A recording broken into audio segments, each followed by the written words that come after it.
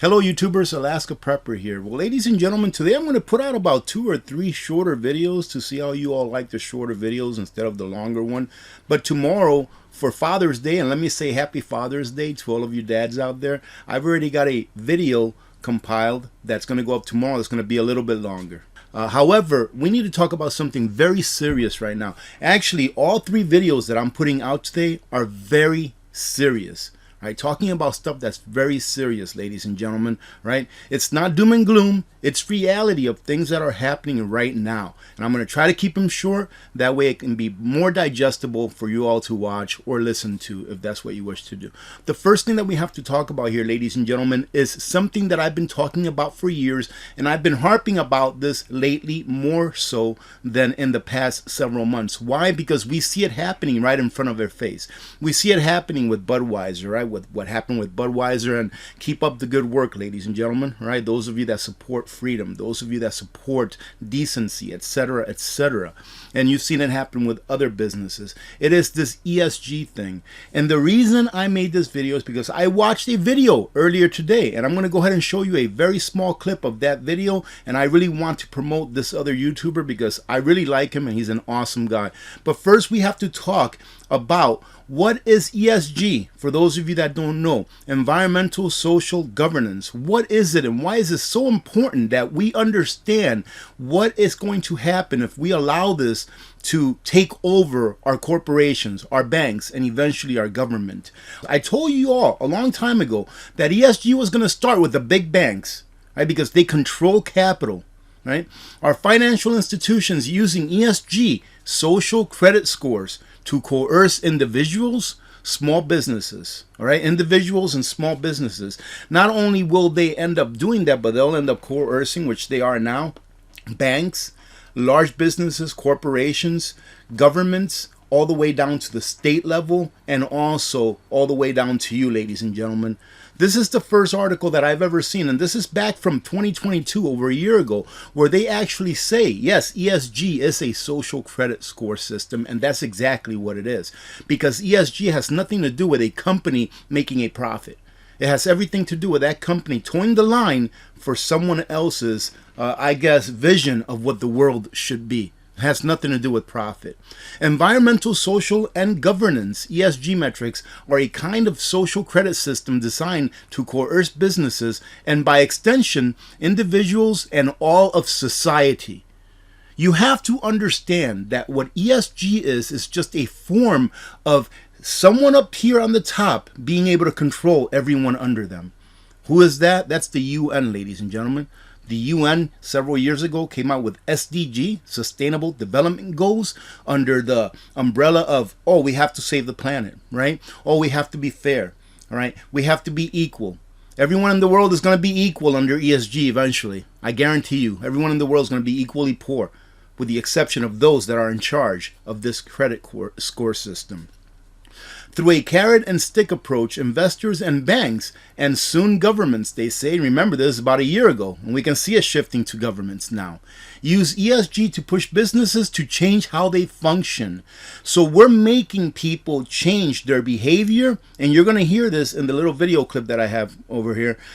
So they're making people change their behavior, as long as businesses, etc., by these ESG metrics that they grade them for, regardless of what the employees and customers of those businesses want. In many cases, however, corporate executives are all too willing to go along because they want access to cheap capital offered by investors and financial institutions. And that's why it was so important that the financial institutions got taken over first.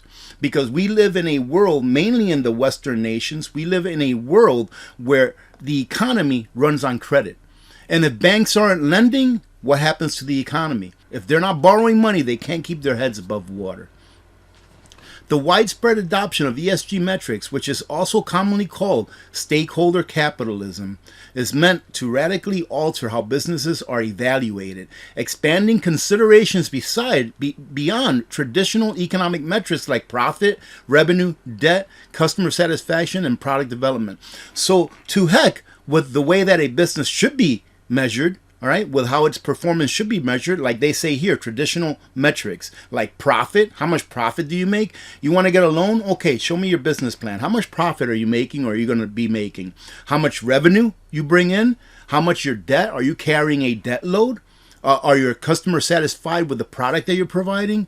And product development.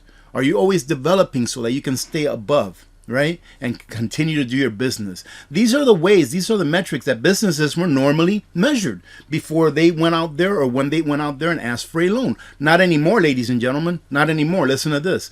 Instead of looking at economic and financial considerations, ESG, social credit metrics, measure things like percentage of active workforce covered under collective bargaining agreements or who are under unions.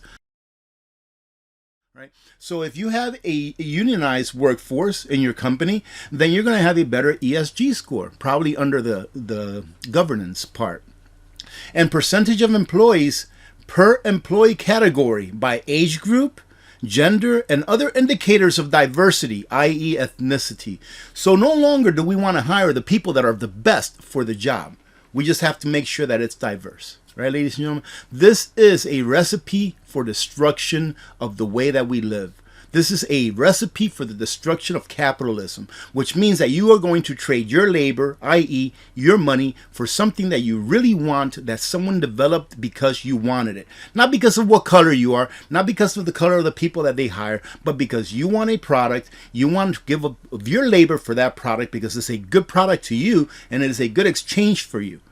But now they want to mix all of this other stuff in it that will, in the end, fail. And who pays the price when things like this fail? Who do you think pays the price, ladies and gentlemen? It's not the people that are making us use this system, that are forcing us to use this system, or that want to force us to use this system, because we can still resist by being prepared. It is the people that they force the system upon. So this, ladies and gentlemen, is Michael. All right, so let me introduce you to Michael. I've been following him for a while. He's a great YouTuber, and he has great insight on what's happening with the finance world. So that's one of the reasons why I follow him. Plus, to me, he's a little bit entertaining as well. Well, he dug up a video from BlackRock's, I believe, CEO. I forget what the guy's name is. But when you listen to what they say, it solidifies what I've been telling you about ESG for all this time, that it is nothing but a control mechanism that these bigwigs want to put on us, the plebes. Just listen to this before I get too excited. They're saying they're going to force this upon you whether you like it or not. Let's go to the clip. You now make a point of that's an investment criteria for you. Well, behaviors are going to have to change, and this is one thing we're asking companies. You have to force behaviors, and at BlackRock we are forcing behaviors. 54% of the incoming class are women. We added 4 more points in terms of diverse employment. And what we are doing internally is, if you don't achieve these levels of impact, your compensation could be impacted, okay? We're doing the same thing. And so it's just, you have to force behavior. And if you don't force behaviors, whether it's gender or race. So ladies and gentlemen, there you have it. As you can see, they are no longer hiding it. They are no longer hiding the fact that they want to influence the behavior of everyone. Not just one company, not just their company. They want to influence the behavior of everyone, pretty much by keeping them incarcerated, right? Keeping them incarcerated in a system that will not allow them to get capital in order to run a business if they don't toe the line the way that they're being told to toe the line. So you can say goodbye to the mom and pop shops because they're not going to get financed. Well, AP, how is this going to affect the mom and pop shops? You know, they're just small businesses. Well, even mom and pop shops need financing, ladies and gentlemen. And like I said, we live in an economy that is debt-based, where people need financing. And eventually, there will be enough branches of businesses that have an ESG score and depend on a high ESG score, that even though the mom and pop shop may be 100% debt-free, right?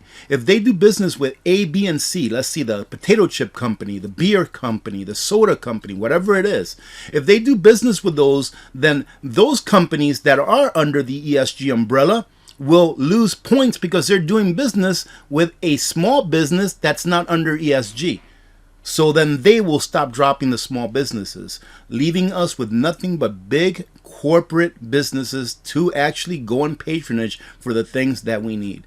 That is not the world that we want to live in, ladies and gentlemen. All right, I'm going to go ahead and leave it at that. I don't want to make this video too long. However, I will be putting out another 1 or 2 videos today and then a longer one tomorrow. Having said that, have a great rest of your days, ladies and gentlemen. And let me say happy Father's Day again tomorrow on Sunday, in case I forget to mention it for the other videos that I've got going up today. God bless every one of you. God bless America. I'm Alaska Prepper. I'm out.